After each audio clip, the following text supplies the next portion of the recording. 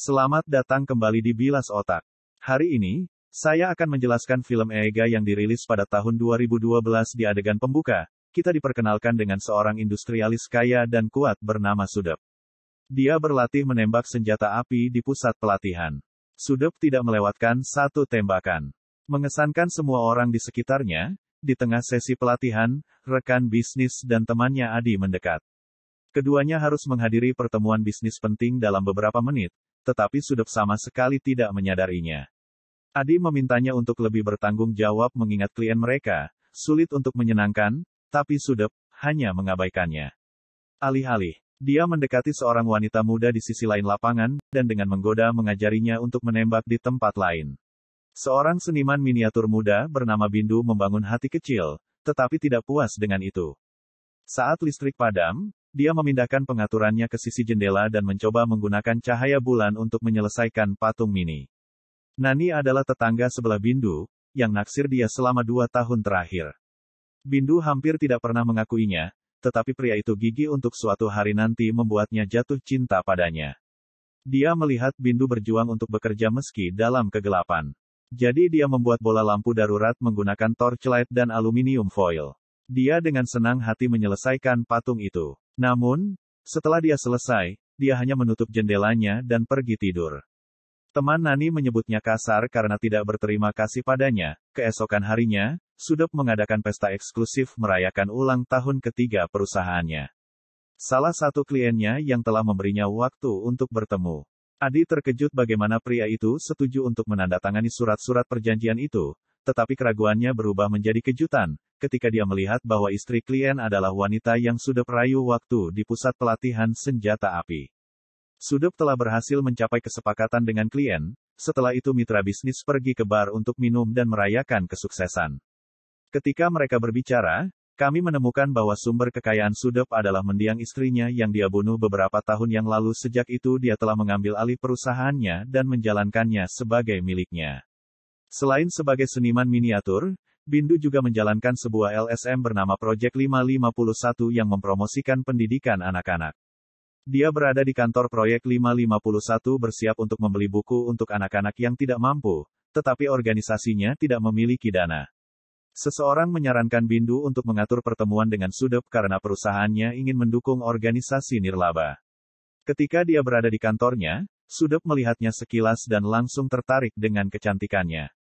Dia menjelaskan kepadanya tentang perbuatan amal organisasinya, tetapi dia terlalu terganggu untuk memeriksanya di akhir pertemuan. Sudep memberinya cek Rp150.000, yang mengejutkannya. Beberapa hari kemudian, mereka membagikan buku dan alat tulis kepada siswa kurang mampu di lingkungan mereka. Setelah program, Sudep meminta Bindu untuk bergabung dengannya untuk makan siang di sebuah restoran mewah. Ketika mereka siap untuk memesan, Bindu mendapat pesan dari Nani yang memuji dia. Bindu melihat dia mengawasinya dari sisi lain restoran. Bindu tidak bisa mengalihkan pandangannya darinya dan mengabaikan Sudep seluruhnya. Pria itu memperhatikannya, memperhatikan orang lain, yang melukai egonya. Setelah makan, Sudep mengantarnya pulang, tapi dia menghentikannya di tengah jalan, dan mengatakannya bahwa dia harus berbelanja bahan makanan. Setelah dia pergi, Sudep mengikutinya dan melihat bahwa dia bersama dengan Nani. Dia marah dengan kemarahan dan kecemburuan. Tidak ada wanita yang pernah mengabaikannya seperti itu. Jadi dia membuat misinya, yaitu untuk memisahkan Bindu dan Nani. Suatu malam Bindu kehilangan waktu dan pekerjaan. Ketika tiba saatnya untuk kembali ke rumah, dia terlalu takut untuk berjalan sendirian. Jadi dia mengirimi Nani teks kosong, mengetahui bahwa dia akan menganggapnya sebagai tanda senang kepadanya. Namun, setelah Bindu masuk, sebuah van putih lewat dan orang-orang di dalamnya menculik Nani. Mereka adalah preman yang ditunjuk oleh Sudep untuk menyingkirkan Nani. Mereka membawanya ke sebuah rumah kosong dan memukulinya hingga babak belur. Sudep juga tiba di sana dan memukulnya berulang kali. Ketika Nani mengetahui bahwa Sudep memukulnya, apakah dia mengklaim bahwa siapapun yang mencoba untuk menyakiti, akan mati di tangannya? Kemarahan Sudep membesar.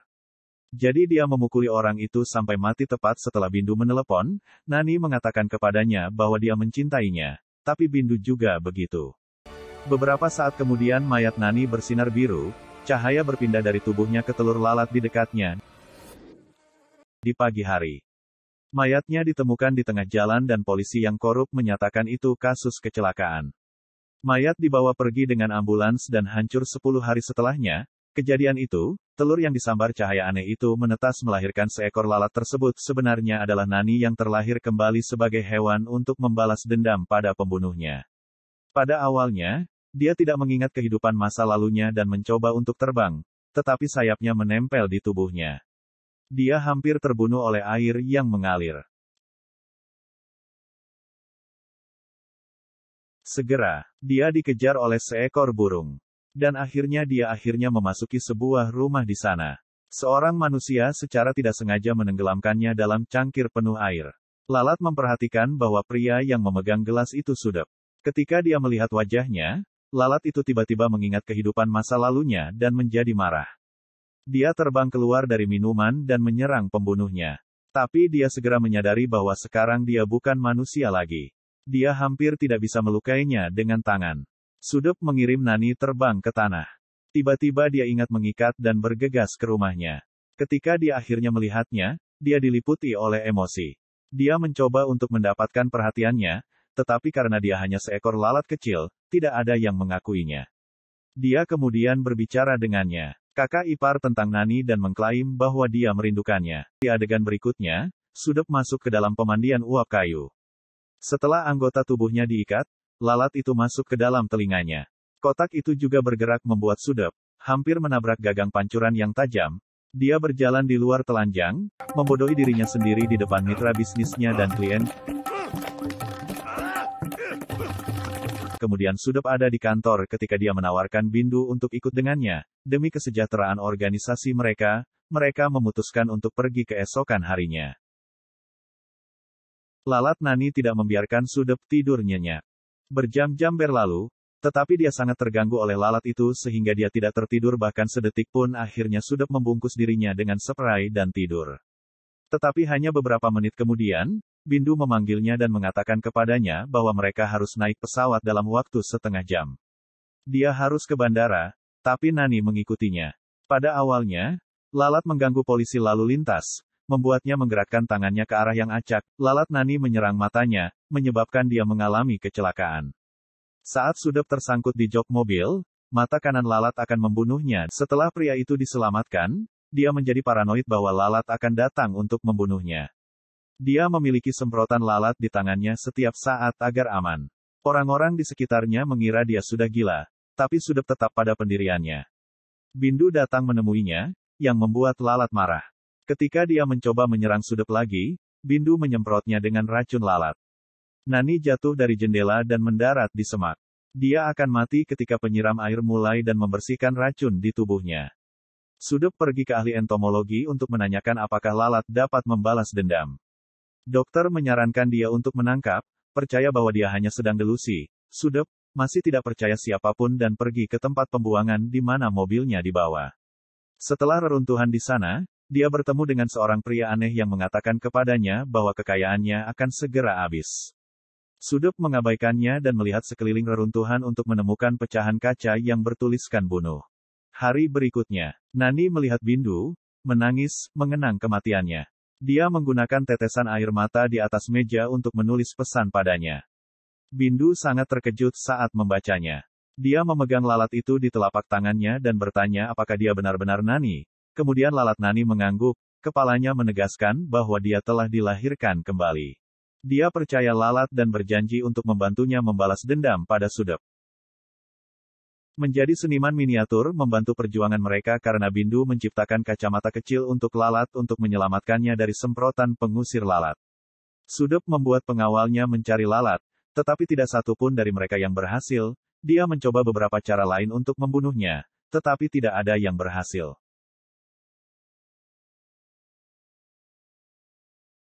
Setelah itu Nani berhasil membakar tempat tidurnya. Dia membuatnya tidak pernah bisa tidur di malam hari, tetapi dia harus melakukan sesuatu yang luar biasa untuk benar-benar membunuhnya. Jadi dia memutuskan untuk mengisi pajangan meriam yang berfungsi dengan bubuk mesiu dan menyalakannya pada waktu yang tepat untuk membunuh pria itu. Akhirnya selama beberapa hari berikutnya, Bindu mengisi seember kecil bubuk mesiu untuk Nani menuangkannya ke dalam meriam. Mengisi meriam sampai penuh.